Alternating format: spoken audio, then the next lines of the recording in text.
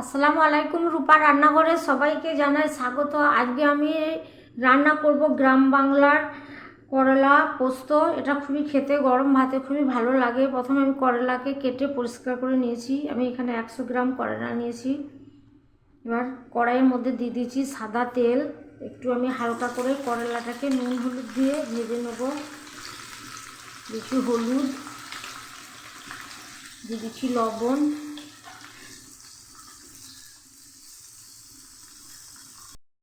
করলা ভাজা হয়ে গেছে। এবার আমি তুলে নিচ্ছি করলাকে। দেখুন এই রকম করে লাল করে ভেজে নিতে হবে। ব্রাউন কালার হয়ে গেলে তখন বুঝে নিতে হবে করলা ভাজা হয়ে গেছে। এবার আমি কড়াইয়ের মধ্যে দিয়ে দিয়েছি 3 চামচ সর্ষের তেল, দিয়ে দিচ্ছি একটু কালো জিরে হাফ চামচ, দিয়ে দিচ্ছি চেরা কাঁচা লঙ্কা, পেঁয়াজ কুচি, একটা বড় পেঁয়াজকে আমি কুচিয়ে নিয়েছি।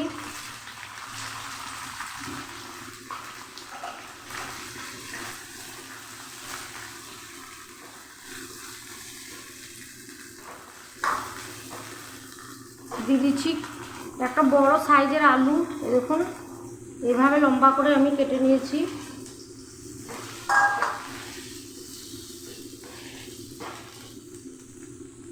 এর মধ্যে দিয়ে দিচ্ছি আদা রসুন বাটা,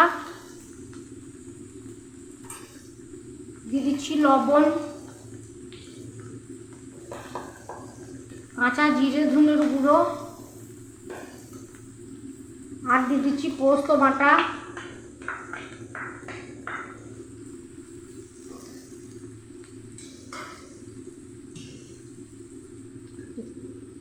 একটু সামান্য জল দিয়ে একটু ভালো করে নেড়ে চেড়ে নেব। এবার আমি দিয়ে দিচ্ছি পরিমাণ মতো জল।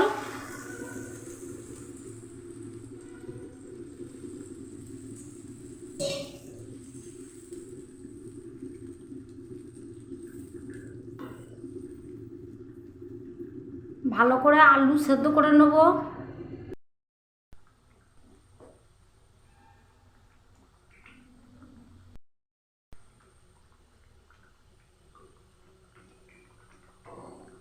এবার আমার আলু সেদ্ধ হয়ে গেছে।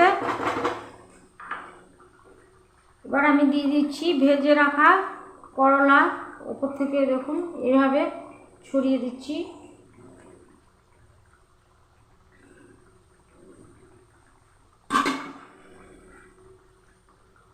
আমি আর কিছুক্ষণ রান্না করে নেব। দিয়ে দিচ্ছি একটু চিনি, আর ওপর থেকে ছড়িয়ে দিচ্ছি ধনের পাতা কুচি।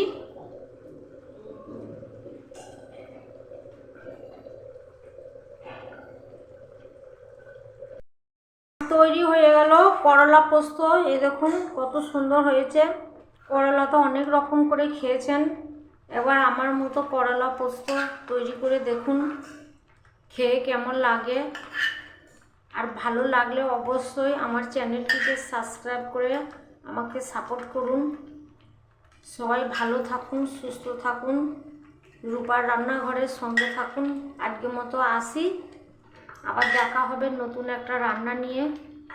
আল্লাহ হাফেজ।